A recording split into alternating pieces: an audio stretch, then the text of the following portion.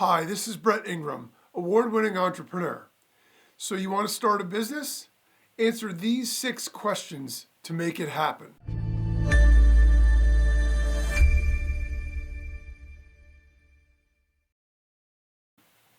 Lots of people get the idea or the impulse to start a business. They start to think about the idea of being their own boss, having their own hours, and it's particularly appealing if we're in a situation professionally that we aren't happy about. If we struggle with money, the idea of having a business is exciting because we feel like we can make more. If we don't like our boss, the idea that we could fire our boss and work for ourselves is really exciting. If we don't like getting up in the morning so early, then the idea of having a business where we can set our own hours is really exciting. Or if we don't feel like we have a lot of freedom, or we don't get enough vacation time, or whatever it is, we don't like the commute in the morning, any of those things, and the more of them in our lives that are negative, the more desire there will be with the impulse to start our own business. Because the idea is we see all the things that a business can deliver and provide for us that our current situation doesn't. And 100% of that stuff is all true. At the same time, it's important to understand that starting a business is not as easy as it might sound, and it's not as great or all like champagne and roses the way it looks when someone is already successful. Most people never see the work that goes into it. So the problem is most would-be entrepreneurs, in their excitement, they just jump in and they get started without thinking it through. They get an impulse for an idea and they decide, you know what? I'm going to run with this. And in fact, this actually happened to me when I was just graduating from college, I think. I had a buddy of mine who really wanted to buy a new computer.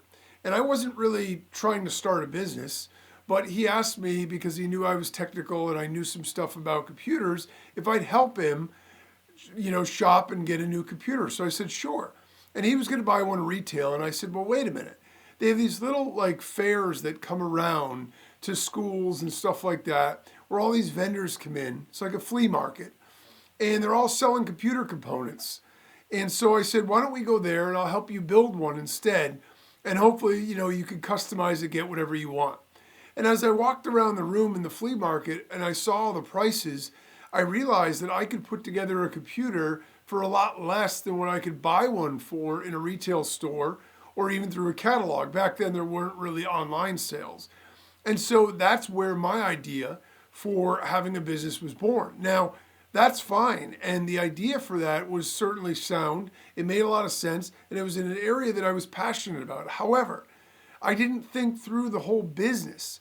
So I was able to run it successfully for a handful of years, but ultimately it wasn't a long-term business model for what I was trying to do. So unfortunately, with most entrepreneurs, this is the case. Most businesses fail within the first 3 years. I think it's like 95%. It used to be like 99. But now that the overhead and the startup costs and things like that are a lot lower, maybe the numbers have dropped. I'm not even sure of the current statistic, but it's well over 90%. And there are a lot of reasons for that. But primarily, it's because there's more to it than just having an ambition and getting to work. The idea that you get this impetus for a business, so then you just put your head down and start going, is noble and admirable, but it isn't enough to be successful in business. If instead we spend a bit of time getting clarity on what we want and what we're trying to do, then we can identify potential problems in advance and avoid making fatal mistakes. Now, if you're a doer and you're someone who just likes to roll up your sleeves and get stuff done, it can seem tedious or annoying or frustrating to slow down and think things through. But I guess the litmus test or the question that I have about that is, if that is too much work and seems like it's too much of a pain in the butt and you'd rather just get started, then really, I don't know that when the obstacles come up, we've got the wherewithal to be able to see it through. So the fact of the matter is, it's much smarter to spend a little bit more time up front. Because also when we do that, we can create a clear roadmap for us to follow that'll lead us to the success that we envision. It also makes it a lot easier to get everybody else on board and get financing and get anything else we might need because we know what we're doing. If we haven't thought stuff through, then people are going to think that we're just a fly by night and we don't know what we're talking about.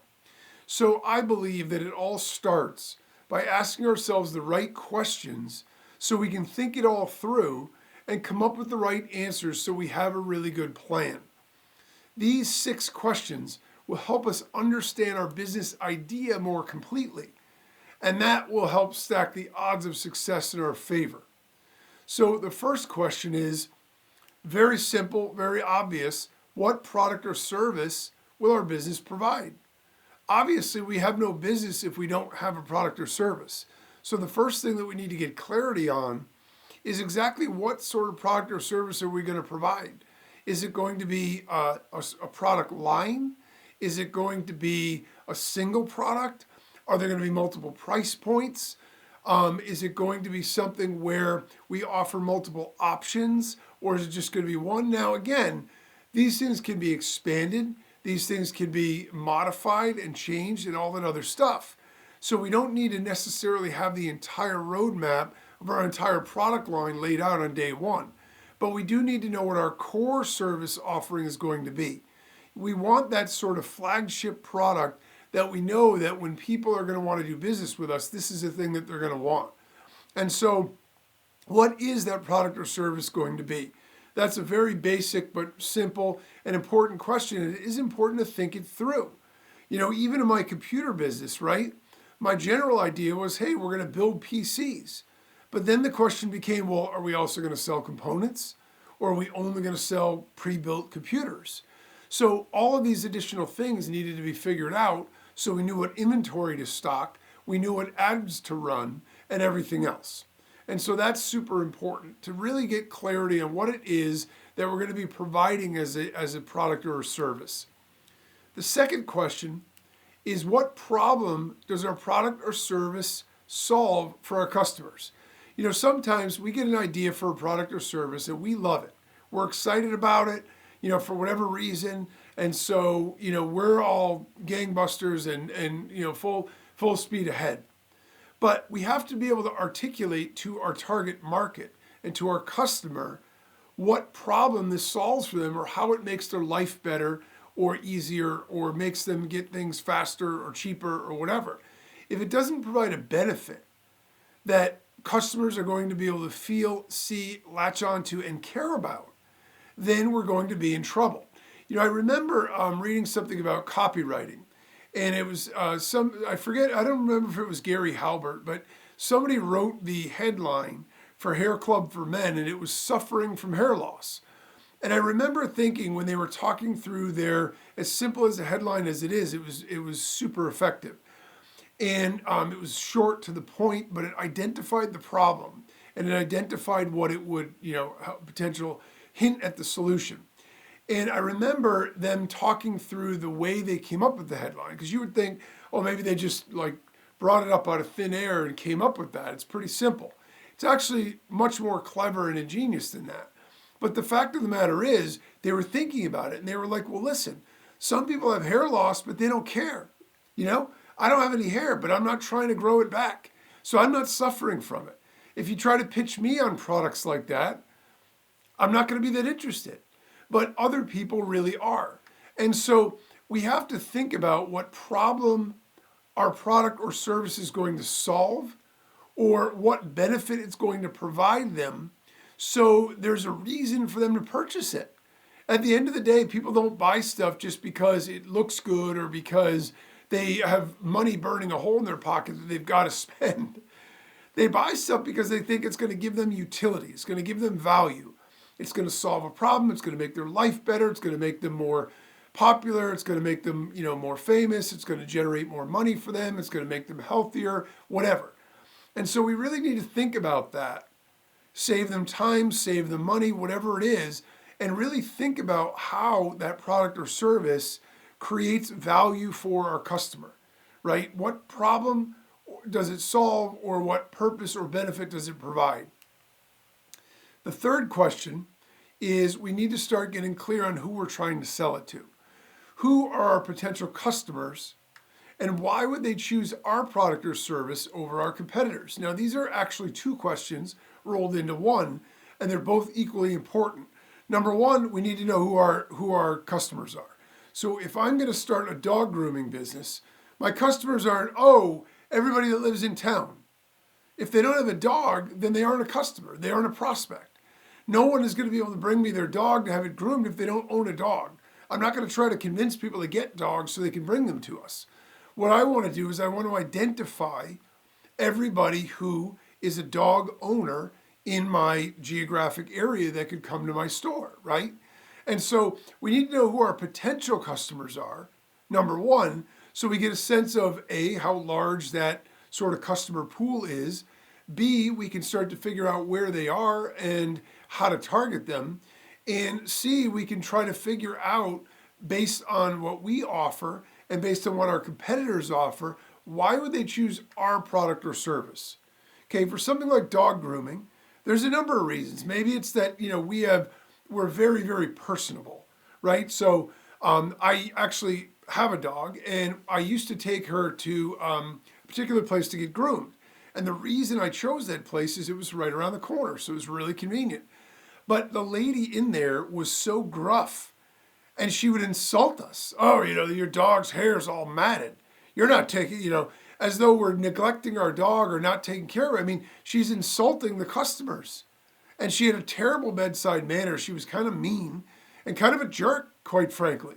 So the fact of the matter is, yes, initially I went to her because of location. It was a savings of time and convenience. But I left, and we went and found another place. And that place, the people are super friendly, they're welcoming, they bring you right in, and all that other stuff. And so there was a value there, even though this other one is closer to me. I will drive a little bit further to get to the one that I really like. So if we have a dog grooming business, what's going to be the thing that's going to make them come to us? Do we use a special kind of shampoo that nobody else has? Do we put bows in the dog's hair? Do we, give them some sort of inaction photos while they're doing their grooming so people can laugh about their dog getting groomed? Whatever it is. And obviously it has to be something that has value. We don't just want something that's kitschy for the sake of doing it. We want something that has value to the customers so they would come to us. For me, having someone greet me at the door with a smile and take my dog, and that gives me confidence that my dog is in good hands when I'm not there. That they're taking good care of her. She seems to be pretty happy to go there. She comes out smelling nice. She's really well groomed. They put cute little bows in her hair. And I love all that stuff. So I continue to go to them. There are other ones around us also. But that's the one I choose. If I ever become disillusioned with it, I might find another one. So whatever it is, whether we're online, offline, brick and mortar, whatever we're selling, there has to be a reason that people will choose us over competitors. If our product or service itself isn't different, then what about it is different? Do we offer a guarantee that's better than everybody else? Do we have a location, right? People buy from a convenience store, whether, in the United States, CVS and Walgreens are two of the big pharmacy and convenience store chains. And most people are not partial because, they love the brand CVS or they love the brand Walgreens. The reason that people go to those places is because it's convenient. Whatever one is closer to you. For me, Walgreens is closer. So that's my default pharmacy. If I need to go get something, I run down to Walgreens because it's right around the corner. I will go to CVS. If I'm, out somewhere and there's a CVS, I'll pop in there instead. But I remember there was a famous thing about Ray Kroc, the founder of McDonald's, or actually not technically the founder, but the guy that rose McDonald's to fame and fortune through franchising. He was giving a talk to college students. I think they were MBA students. And he asked the room of smart business kids, right? What business do you think we're in? Somebody raised their hand. Hamburgers? Nope. Fast food? Nope. They try all these other things based about restaurants. He said, no, we're in the real estate business. Because nobody comes to McDonald's because the food is so good that they've got to come get it, right? They come to McDonald's because it's the most convenient option. So we don't always have to have a product or service itself that's far better than everybody else. What we need is an offering that provides more value. In this particular case, it's convenience, right? So it can be a better product, it can be a better price, it can be a better guarantee, better terms, it can be a better customer service experience, it can be a better location or convenience or whatever, save time, save money, or better quality. Those are all different things that we could do, or if there's something unique about the product. But we need to get really clear on that, because how can we articulate to our customers why they should come to us if we don't know it ourselves? So that's why we need to figure that out.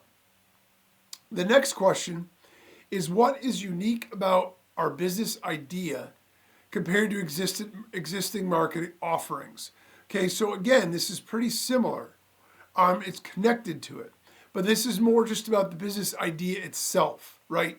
So if I'm going to go pitch an angel investor or a venture capital investor, even my friends and family, to get investments, and I say I'm going to open a dog grooming business at this particular location, and we're going to groom dogs. Well, they're going to say, well, there are 100 other dog groomers. Why is this one going to be successful? So I need to figure out what's unique about it. Now, if my only unique selling point is that there's not another dog groomer within 3 miles, that might still be a valid reason, because it means now there's a place for everyone in the local neighborhood to be able to come, and that might be enough business.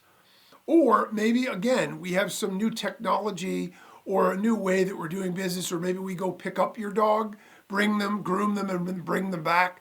Whatever it is, what's unique about our business idea that isn't just, hey, I'm going to start another pizza shop? Okay, well, there are a million pizza shops. So what is unique about ours that makes it different, makes it stand out, that gives it something that people would want to invest in? So this is sort of looking at it from the other perspective, not from the perspective of why would the customer come to us, but more rather, what is the viability as a business offering? If you were on Shark Tank and you were pitching it and you couldn't explain what made your offer or your business model better or different than the other market offerings out there, they're never going to invest. There's got to be something that makes it unique or something that makes it different than what's already out there, so that way they have a reason to want to invest and believe that it will be successful. The fifth question that we want to ask is, how scalable is our business idea? And this is a big one that not a lot of people think about in advance. If the idea that we have is great and we're super excited and we're passionate, but our maximum market, right, if it's a service business or whatever, is going to be, a $50,000 in revenue, it's going to be very hard to make enough profit to make a living on that. If I want to sell chestnut necklaces door to door, that's not really a scalable business model. I mean, unless I have a great training program where I can teach all these people how to sell the necklaces, and I have a way of doing it in a way that is scalable, teachable, and done in a way where everyone's going to be able to profit from it, great. But if it's something unique to me and I can't replicate myself, and it's something where I need to trade my time for money, that makes it really, really difficult. I remember reading a story about a guy who built a business, and he had run it for a while. It was successful. It was making a lot of money. And he was excited to be able to retire, sell his business, and then cash out and be rewarded for all of his hard work. To his shock, what he found is none of the bids he got were for any money at all. Because what everybody realized when they looked at his business is it was so reliant on him. He was the talent source that anybody that bought it was just basically buying a job, because they had to work it constantly in order to be able to make any money. It wasn't scalable without him in the business, and it wasn't viable without him in the business. So it ultimately wasn't worth anything. We want to know that in advance, and it doesn't need to be an 8 or 9 or 10 figure business potential in order to make it viable. It just needs to be enough that we'd be able to be profitable to the level that we care about, and that it would make sense to take the risk to start it in the first place. And then the last question is, what's the ultimate goal? What's the ultimate target, right? What does success look like? If we decide we're going to embark on this venture and we're going to do this, what is it going to look like if we reach our goals? What are we setting out to do? Do we want to make X amount of money per year? Do we want to only have to work X amount of hours per week, or whatever it is? What is that ultimate goal target? Do we want to redefine the way Americans or whatever see a particular topic or whatever it is. It could be grandiose and visionary. It could be as simple as, I want to be able to quit my job and tell my boss to stuff it because I don't like him. And I want to be able to know that I can make enough money doing this that I can do this for the rest of my life. Great. It doesn't have to be big or small or sideways or left or right. It just needs to be clear. We need to know what our goal and target is so we'll know how we're going to get there. When we have solid answers to all these questions, we have a strong foundation to build a real business on. If we can't answer them, it's important to go back and work them until we can and not jump the gun. Because without it, we're just flying blind and hoping for the best. And that is not a strategy for success. So the takeaway here is that starting a business is both exciting and challenging.